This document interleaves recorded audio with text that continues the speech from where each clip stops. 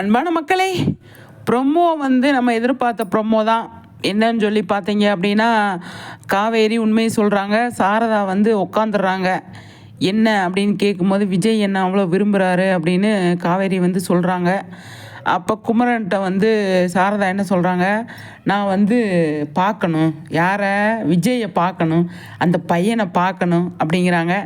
எனக்கு தெரிஞ்ச விஜய் வந்து சாரதாவை பார்ப்பாரா எனக்கு தெரியலங்க, டவுட்டு தான். அதெல்லாம் பார்க்க முடியாது, போன வைங்க அப்படின்னு குமரன் வந்து ஃபோன் பண்ண போகிறாரு.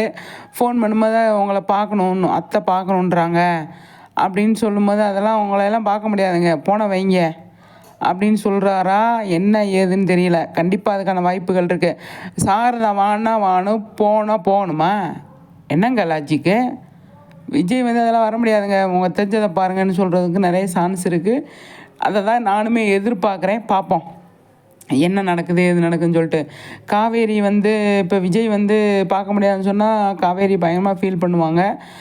அதுக்கான வாய்ப்புகள் அதிகமாக இருக்குது. சாரதா வந்து நான் தப்பு பண்ணிட்டேன் அப்படின்னு அதெல்லாம் ஃபீல் பண்ணலாம். உடனே வந்து விஜய் வந்து கூப்பிட்டோன்னே போயிடணுமா?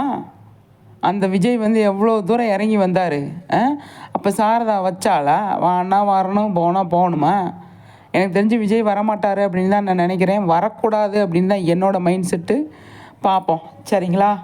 இன்றைக்கி ப்ரொமோ நம்ம எதிர்பார்த்தது தான். இந்த ப்ரொமோ தான் நம்ம எதிர்பார்த்தோம். ட்விஸ்ட்டு டேர்னு எல்லாமே இருக்குது. பார்ப்போம் சரிங்களா. ப்ரொமோ செமையாக இருக்குது அப்படிங்கிறதுல எந்த ஒரு டவுட்டுமே கிடையாது. ஆனால் விஜய் பார்ப்பாரா பார்க்க மாட்டார் அப்படின்னு தான் நான் நினைக்கிறேன். நீங்கள் என்ன நினைக்கிறீங்கன்னு சொல்லிட்டு கண்டிப்பாக வந்து கமெண்ட்ஸில் சொல்லுங்கள். இந்த சாரதாவுக்கு கூப்பிட்டோன்னே வரணுன்ற அவசியமும் கிடையாது.